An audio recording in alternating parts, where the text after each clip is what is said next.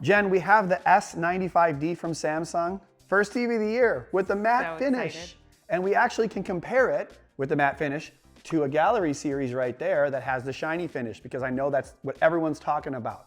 But there's so much more about this TV that I want to talk about, including the nice sleek look. And is this the TV of the year? Is it going to be finally Samsung's year to have the best TV? All these things we have to talk about, but first we should unbox the TV, shouldn't we? Let's get into it. All right. I'm so excited. Yeah. So Jen, this is the S95D. This is the 3rd gen QD-OLED with the 4 HDMI ports that can do 4K up to 144 Hertz. Still has the really cool sleek look, but a new faster processor and the glare-free finish, which are all great features and makes me wonder why we don't have a Samsung TV in the house for our own personal use. And that's, I guess, buying advice that we'll talk about at the end of the video, so everyone should stick around for that. Hey Brandon, why don't you come here and make yourself useful? We've got the One Connect box here. We've got the stand. Okay, be careful. And then we've got the cords and all the goodies. Yeah. There you go. Go put that somewhere. We're gonna need all this stuff in a minute, but for right now, let's just move on, right? Yes. So it's a 77-inch. It's big for this TV, but small for boxes. So we have to lift this one up. So let's just go up over the top. Okay.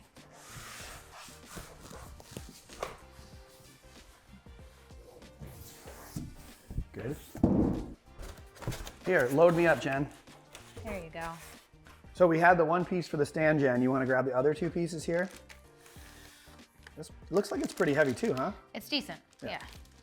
It's a good weight. It's a good weight. Then we got the other one. Here. All right. That right there. You want to hand me that piece? Yeah. Thank you. I got one job, which is to hold this TV still. And then it has instructions on how to put the stand on. We just have to open up these flaps and then we remove the middle pieces and the stand goes right in there. So let's do that, babe.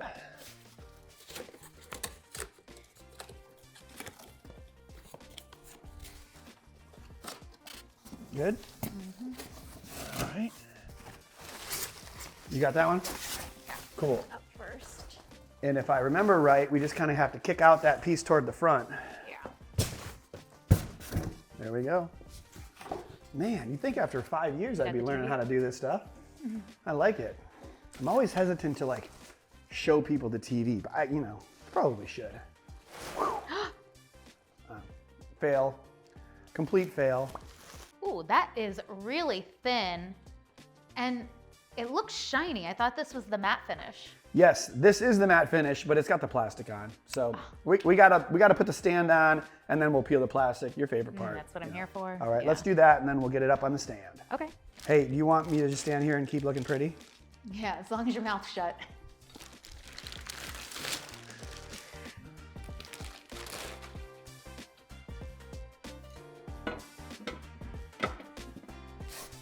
I'm gonna hold it still because it keeps moving on you. Thank you.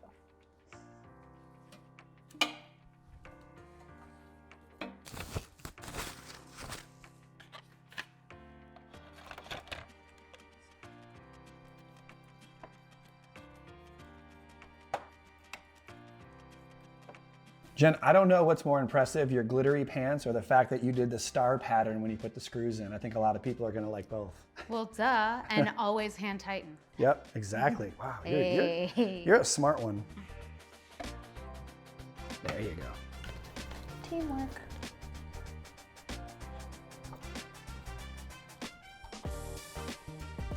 There we go. Top one was a little feisty.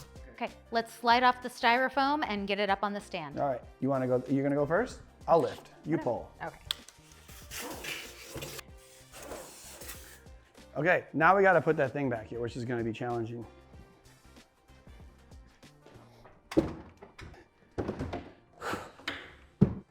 Let's put it up, Jen. Let's do it. All right, you tell me when. Okay. On 9? 9. Let's go. 1, 2, 3. Go your way a little bit. Bring it. Cool. Good to go. So Jen, we have the One Connect box, obviously, and this can sit on here, all the HDMIs and everything. And then there's the short cord and then there's the long cord. You can use that long cord if we were gonna run it down into the cabinet, but the short cord will work because we're just setting it up and it's close. And so we connect it, piece of cake, and then obviously I'm gonna let you pull the plastic off. You ready to do it? Absolutely.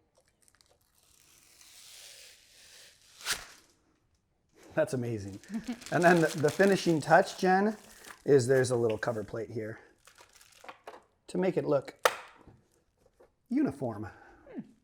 Flawless. Pretty stylish, I like it. And then obviously there's some cool things in the back of this TV. They have these little speakers here, I like that. It's supposed to give it some added sound. I think there's some more here. And then we got the normal 400 by 400 millimeter VISA pattern. So you can mount this on pretty much any kind of mount that's appropriate for a 77-inch TV, as well as 3 other screws here that you can place the one connect box right there if you're wall mounting it. Of course, you lose that super flat look. But now it's time for the main event, which is the plastic on the front, Jen. Let's do it.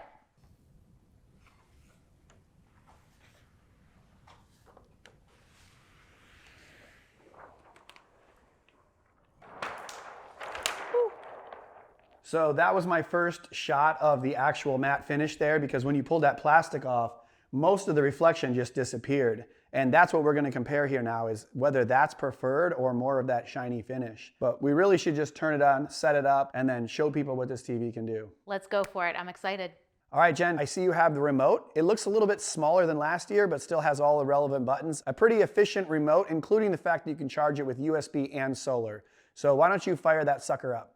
Okay, so we're back after setting up the TV, and I'm gonna go and compare this TV against the LG M3 on the wall over there to show you guys this matte finish versus the glary finish of a typical OLED. That's something that I think is gonna be really cool to do. And also, I'm gonna tell you guys why I don't have a Samsung TV for my own personal use. I mean, we have the Samsung frame, but I think it's interesting, you know, give you a little backstory of why I don't have one currently, and then maybe that'll change with this S95D. But let's first talk about the actual content, and we'll start with going to the operating system, the Tizen OS. Now, I've been using this for many years. Over time, it's gotten better and better every year. But, you know, there's not a lot to talk about from year to year. It's got a lot of great apps. It's, you know, pretty much got everything you would need. All the content you could ever ask for, and it looks pretty good here. It does have this game bar, the game tab, in which you can stream games, which is pretty cool. I still don't think it's as good as connecting an actual console, which we're gonna do in a little bit. And then it does have the ambient mode where you can pick some backgrounds. It's not exactly like having a Samsung frame in that you can't get all the actual art. But again, this does have the matte finish, so that does make it similar. But, you know, in the end, this is an ambient mode. And if you have an OLED TV with maybe a shelf life, you may not wanna leave it on art all the time,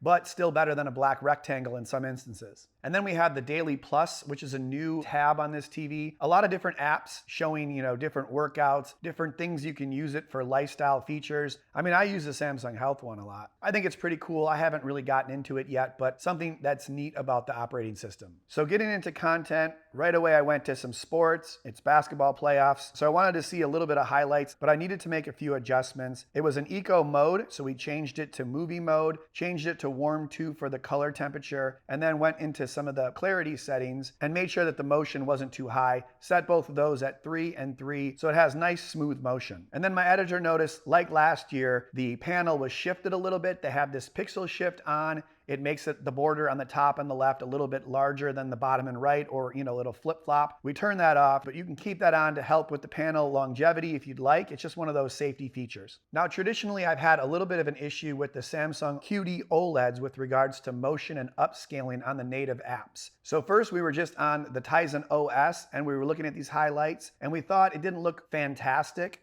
So we wanted to connect the Apple TV to see how it looked comparatively. And when we did that, it still kind of looked the same. So we started thinking that it was probably more the actual source than it was what the TV looked like. And then finally we connected the LG next to it and found that that again looked very similar. So while upscaling isn't fantastic on the S95D, it is no worse than the Apple TV and or the LG sitting next to it. So it's one of those things that you really need to understand what you're watching, and some of these great TVs, the better source you feed it, the better it looks. And then the motion issues that I had from previous models seem to be definitely better on this model. I don't notice as much glitchiness going on, and we actually were able to kind of leave all the clarity settings off and still feel pretty comfortable with how the picture looked in SDR. Now, one downside with the TV sitting out in space like it currently is that the sound is not fantastic on this TV. Pretty much all the speakers are on the back facing backwards, so I don't really use TV speakers that often. I recommend using a soundbar or sound system,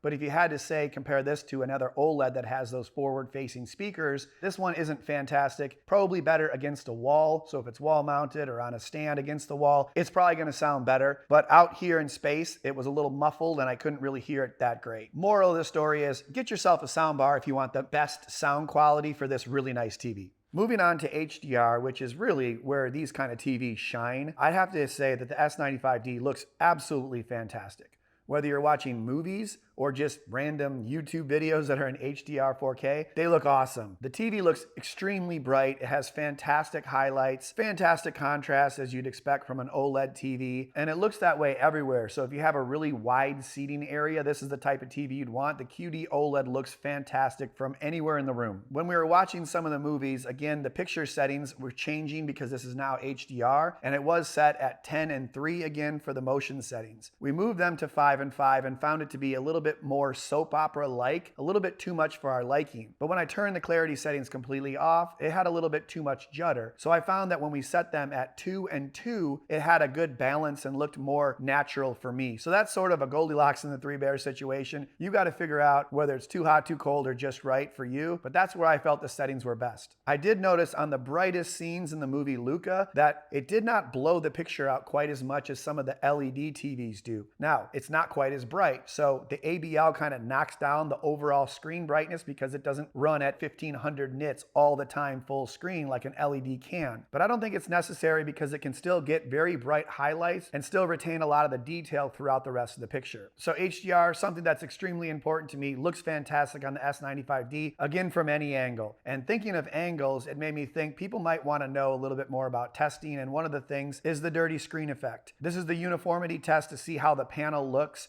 when it's got really bright or gray kind of scenes. And the QD-OLEDs are typically pretty good with this test, and this is no different. The S95D looks fantastic when testing. I don't see any blotchy areas around the screen, so it's something that we can just move on from. So gaming is another area where the S95D excels at. And while I'm not a huge gamer on YouTube, we can test these TVs out. It does have a 144 hertz panel. We connected it to the PS5 and popped the game bar up to see all the stats, 4K 120, HDR, VRR, all working, and it feels very responsive. It's probably one of the best gaming TVs that we've ever tested. It looks absolutely amazing, so sharp, fantastic contrast. As I said, very responsive, maybe even better than gaming on an LG OLED. That's a pretty tough thing to say. They're both fantastic TVs, but Samsung is no slouch when it comes to gaming and gaming features. So overall, with the Samsung S95D, you really can't lose with regards to gaming. Fantastic gaming TV. But we need to move on because we have two last things to talk about: the matte finish and why I don't have a Samsung TV. But let's first go with the thing that everybody's been talking about so far this year, which is matte finish or no matte finish. So me personally, sitting in front of both these TVs, I can see why people like the typical glossy screen on an OLED TV,